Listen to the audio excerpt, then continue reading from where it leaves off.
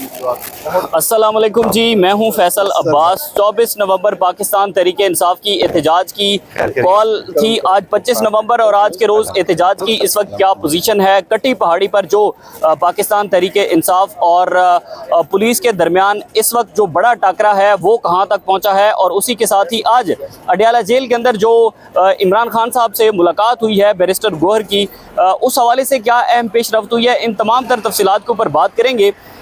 सबसे फ़हीम हमारे साथ मौजूद है। फ़हीम साहब, सबसे पहले तो बताएं कि इस वक्त जो कटी पहाड़ी पर एक बड़ा टाकरा था और मेरे ख्याल में जो कारकुनान हैं उनके लिए मुश्किल जगह जो है वो कटी पहाड़ी थी कि वो उसको अबूर कर सकेंगे या नहीं, उस हवाले से। बहुत शुक्रिया फैसल साहब। कटी पहाड़ी सिर्फ मुश्किल मकाम नहीं है बल्कि आगे भी बहुत ज़्यादा मुश्किलात हैं। इश्क के इम्तिहान बाकी हैं। इस तरह एक शेर है कि एक दरिया को अबूर करेंगे तो आगे एक और दरिया का भी सामना करना पड़ेगा। लेकिन बात यह है कि तहरीक इंसाफ के वर्कर्स ने ये बात साबित कर दी है कि जो पीटीआई की बाहर लीडरशिप है, हम अब उसके बहकावे में नहीं आएंगे, हम उसकी बातों में नहीं आएंगे। अगर वो हुकूमत के साथ कोई बातचीत कर भी लेते हैं, जब तक इमरान खान का बराह रास्त पैगाम बुशरा बीबी तक नहीं पहुंचता या फिर अलीमा खान साहबा तक नहीं पहुंचता, तहरीक इंसाफ का वर्कर अब किसी सूरत वापस जाने के लिए तैयार नहीं है। और कटी पहाड़ी हो या आगे 26 नंबर का मकाम हो या उससे पहले जो इस्लामाबाद का एंट्री पॉइंट हो, वहाँ तक पहुँचने से पहले हुकूमत की परेशानियों में इजाफा होता जा रहा है। बिल्कुल ऐसे ही है। और ऐसा इजाफा होता जा रहा है फैसल साहब कि वही हुकूमत जो इमरान खान से बैरिस्टर गौहर की मुलाकात नहीं करवाने दे रही थी आज से 3 दिन पहले, आज सुबह सुबह मुलाकात भी करवा दी जाती है, मुलाकात करा दी जाती है। और ये मुलाकात क्यों कराई जाती है? प्रेशर से। प्रेशर कौन सा है? वो कटी पहाड़ी से पहले वाला या कटी पहाड़ी वाला कि पीटीआई का वर्कर वहाँ पर पहुँचा हुआ है और अब जो संजीदगी है वो बढ़ती जा रही है। पहले पीटीआई को इन्होंने गैर संजीदा लिया, तहरीक इंसाफ के साथ जो पहले इन्होंने मुज़ाकरात किए वो गैर संजीदा किए, उनको लाइट लिया। लेकिन अब मामला लाइट नहीं, अब मामला हैवी हो चुका है। अब मामला गैर संजीदगी से संजीदगी की तरफ बढ़ चुका है। और अब हालात ये है कि हुकूमत पैनिक करने की पोजीशन में आ चुकी है। इतलात ये सामने आ रही हैं कि यहाँ पर अब से कुछ देर बाद डिजिटल मीडिया के जो नुमाइंदगान हैं, जैसे मैं हूँ, आप हैं या बाकी हैं, उनके खिलाफ क्रैक डाउन करेंगे। क्यों कि नेशनल मीडिया तो कंट्रोल में है, अब पीछे रह गया डिजिटल मीडिया के, तो उनके खिलाफ ये क्यों आवाज़ उठा रहा है, ये क्यों गुफ्तगू कर रहा है, ये क्यों कवर कर रहा है। नेशनल मीडिया ने तो बिल्कुल ब्लैकआउट कर दिया है। लाखों लोगों के व्यूज आ रहे हैं, लाखों लोग इस वक्त बराह रास्त सुन रहे होते हैं। चैनल्स के ऊपर तो कुछ नहीं आ रहा। मैं रात देख रहा था, एक बड़ा टीवी चैनल है, उसको देखा मैंने, 22 मिनट 24 मिनट तक उनकी मैंने हेडलाइनें सुनी। हेडलाइनों के बाद रिपोर्ट्स चली, यकीन करें सारी मुस्लिम लीग नून की कवरेज थी।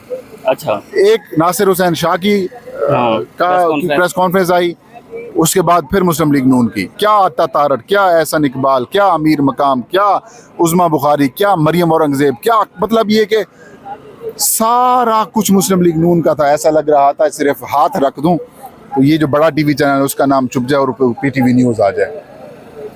अच्छा, मतलब एक रिपोर्ट नहीं आई कि एक वजीर आला है सूबे का, एक बड़ी जमात है, वो एहतजाज कर रही है और उसका जो एहतजाज है यहाँ तक पहुँचा हुआ है वो नहीं दिखा रहे। उस एहतजाज के ऊपर जो रिएक्शन है वो दिखा रहे हैं। इस लेवल की जो 2 नंबरी है, इस लेवल की जो प्रोफेशनल बददियानती है, वो मैंने कम से कम नहीं देखी। और ऐसा लग रहा है जैसे पीटीवी में सुन रहा हूँ।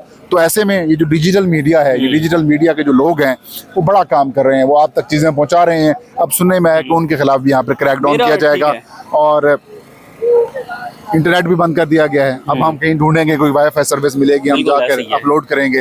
तो हालात ये हैं कि जो अब से कुछ देर पहले अगर हम आए कटी पहाड़ी और बाकी जो मामलात है, वहाँ पर शेलिंग तो बहुत हो रही है, लेकिन तहरीक इंसाफ के लोग जो है ना, वो जो वर्कर्स हैं वो तैयार होके आए हुए हैं। फैसल साहब वो कहते हैं कि हमें वहाँ पर फूलों से हमारा स्वागत या इस्तकबाल तो नहीं किया जाएगा ना, जाहिर है रबड़ की गोलियां मारेंगे, डू और डाई पोजीशन है, रबड़ की गोलियां मारेंगे, आंसू गैस की शेल फेंकेंगे और क्या कर सकते हैं। और वो उस चीज के लिए तैयार होके आए हुए हैं। बिल्कुल, वो उस चीज के लिए तैयार हैं। उन्होंने मास्क रखे हुए हैं। पहली मर्तबा इतनी तैयारी देखने को मिली है। नहीं, पिछली दफा भी बड़ी तैयारी थी अक्टूबर में। अच्छा, अक्टूबर में भी मैंने खुद मार खाई है। हाँ बिल्कुल, मैंने खुद मार खाई है। मुझे 3-4 पत्थर आगे पड़े हैं, मुझे आंसू गैस की शेलिंग का सामना करना पड़ा। मैं इसी मकाम के ऊपर था जब अमीन गंडापुर साहब वहाँ बाहर खड़े होकर भाग गए। फिर अब उन्होंने पकड़ के रखा हुआ है, ना वॉशरूम भी नहीं जाना तूने। हाँ, वॉशरूम भी नहीं जाना। वो कहता भाई मैं नमाज पढ़ने जा रहा हूँ। नहीं, खान को लिए बगैर नहीं जाना। बिल्कुल भाई इस दफा कुछ ना कुछ करना पड़ेगा, और मेरी इतलात ये है कि इमरान खान के अलावा बाकी कैदियों को शायद हुकूमत रिहा कर दे। अच्छा, मेरी इतलात ये है, तहरीक इंसाफ इस पे मान जाएगी? खान साहब मान जाएंगे, मान जाएंगे। खान साहब मान जाएंगे, क्योंकि फिर ये मुज़ाकरात की आगे चलने के लिए संजीदगी जो है वो होगी। लेकिन इंटरेस्टिंग बात ये है कि जो 24 नवंबर की तहरीक की कॉल दी है, इमरान खान ने कॉल दी है, 24 नवंबर के पीछे लॉजिक क्या थी ये आज तक किसी को समझ नहीं आई। जी। मैंने 3-4 दिन पहले, 2 दिन पहले जो है वो एक गौर किया, मैंने चेक किया तो पता चला कि 24 नवंबर 2022 को वफाकी हुकूमत ने, वफाकी काबीना ने लेफ्टिनेंट जनरल आसिम मुनीर को आर्मी चीफ लगाने की मंजूरी दी थी। अच्छा, गुज़िश्ता 24 नवंबर 24 नवंबर 2022, ठीक है, 2022। अच्छा, और 29 नवंबर 2022 को जनाब आसिम मुनीर आर्मी चीफ का ओहदे की उन्होंने जिम्मेदारियां संभाल ली। तो अब खुद आप अंदाजा लगा लें जनाबे वाला, बड़ा ही अहम मामला है ये तो खान साहब को सब याद है, खान साहब को सब पता है, और कहानी बड़ी ख़राब है। ठीक है, मुझे अब लग ये रहा है कि ये जितनी हुकूमत पैनिक है, जितनी हमारी एस्टैब्लिशमेंट पैनिक हुई पड़ी है, उसके पीछे मामला ये है कि अंदरूनी खाना बहुत ज़्यादा टेंशन है। बिल्कुल, वो तो चीज़ें नज़र भी आ रही हैं। एंड पर मुझे ये बताएं कि जितना एहतजाज प्रोलॉन्ग होता जाएगा, दिन ज़्यादा बढ़ते जाएंगे, ज़ाहिर है ये तो ज़्यादा मसाइल क्रिएट कर दें। आज पहला वर्किंग डे है, इतना तो आप इस्लामाबाद पिंडी को नहीं बंद रख सकते ना, मतलब एक हफ़्ता तो आप नहीं, हुकूमत ये अफोर्ड ही नहीं कर सकती। हुकूमत अफोर्ड नहीं कर सकती, ये तो अफोर्ड कर सकते हैं ना।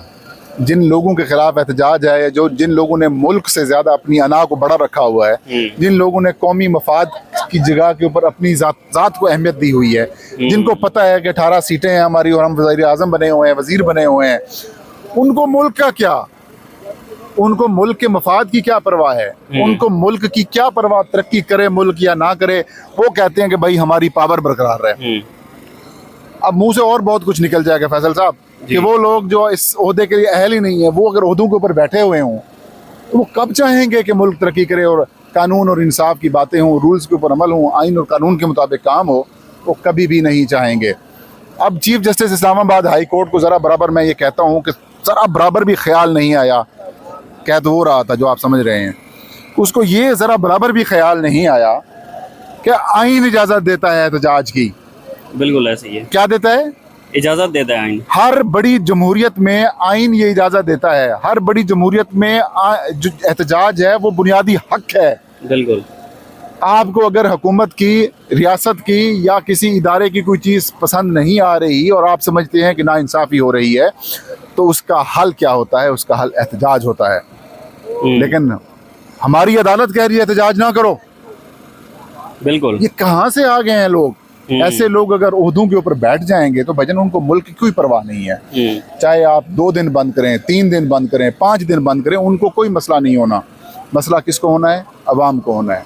लेकिन ये चीज़ पॉलिटिकली देखें तो तहरीक इंसाफ को सूट करती है। तहरीक इंसाफ के लोग अगर आ जाते तो मैक्सिमम 2-3 लाख बंदा आ जाता। 2-3 लाख फ़हीम साहब, फिर इधर संभाला नहीं जाना ना। नहीं, मैं वैसे कह रहा हूँ 2-3 लाख बंदा आ जाता, उससे क्या होता, वो बंद हो जाता। अब वो आए नहीं है, बंद हुआ पड़ा है। बंद तो वैसे ही पड़ा है। हाँ। तो मसला क्या है? बिल्कुल। पीटीआई के लिए तो कोई मसला नहीं है, लेकिन मसला आपके लिए, मसला मेरे लिए, मसला हमारे अवाम के लिए है। और बात बड़ी सिंपल सी है, जिस तरह से खान साहब कहते हैं कि ये फाइनल कॉल है, ये डू और डाई है, तो ये डू और डाई भी है, फाइनल कॉल भी है। और हुकूमत के लिए अब हालात काफ़ी ज़्यादा पतले और परेशान कुन होते जा रहे हैं, क्योंकि ये जो अचानक बैरिस्टर गौहर तक रसाई दी गई है, खान साहब तक बैरिस्टर गौहर की, वो बड़ी इंपॉर्टेंट है, वो बड़ी मानी खेज़ है, और उसके अंदर बहुत कुछ। और अगर ज़ाहिर है अगर वाज़े खान ने कहा होता कोई इस हवाले से, तो बैरिस्टर गौहर बार कहते हैं कि एहतजाज को रोकना है कहीं पर, या कहीं पर काम करना है। क्यों रोकें? ऐसा क्या किया है भाई? इधर से कुछ आएगा तो वो रोकेंगे ना। हाँ। अगर हुकूमत ये कहेगी कि देखिए हम आपके तमाम कैदी छोड़ने को तैयार हैं, ठीक है, एहतजाज खत्म है, आगे मुज़ाकरात की तरफ बढ़ते हैं। भाई कोई मैकेनिज्म डेवलप होगा, कोई चीज़ तय पाएगी, कोई मुआहदा होगा, कोई रिटर्न हो मुआहदा होगा या ज़बानी मुआहदा होगा, बीच में कोई गारंटर होगा, कोई मोडेलिटीज़ तय पाएंगी, तो उसके बाद मामलात होंगे ना। अभी आप ये बताएं कि अभी तो आप उनके ऊपर शेलिंग कर रहे हैं, उनके लिए रास्ता रोक रहे हैं। या तो आप ये कहते हैं ठीक है जी आप आ जाएं, हम आपके लिए रास्ता खोलते हैं, लेकिन ये जो है ना यहाँ पर आपने तोड़ फोड़ नहीं करनी। तोड़ फोड़ तो उन्होंने करनी नहीं है। असल तकलीफ उनको ये है कि यहाँ पर लोग जमा हो जाएंगे और वो बैठ जाएंगे, और वो बैठ जाएंगे तो फिर हमारी कहानी खत्म हो जाएगी। तो इसलिए तो टीवी चैनल्स को मैनेज किया गया है कि आप चैनल्स ना दिखाएं, कवरेज बिल्कुल ना करें, और उसी कवरेज ना करने की वजह से हुकूमत जो है वो कुछ फ़ायदा उठाना चाह रही है, लेकिन वो फ़ायदा उठा नहीं पा रही। बहुत बहुत शुक्रिया फ़हीम साहब ने बड़ी ज़बरदस्त और बड़े तफसीली हमें बताया इस वक्त जो एहतजाज की मौजूदा सूरत हाल है। दूसरी जानिब कटी पहाड़ी के ऊपर इस वक्त तहरीक इंसाफ का जो काफ़िला है उसने काफ़ी जो रुकावटें हैं वो अबूर कर ली हैं। मज़ीद जो भी तफसीलात होंगी शेयर करते रहेंगे। इजाज़त दीजिए, अल्लाह हाफ़िज़।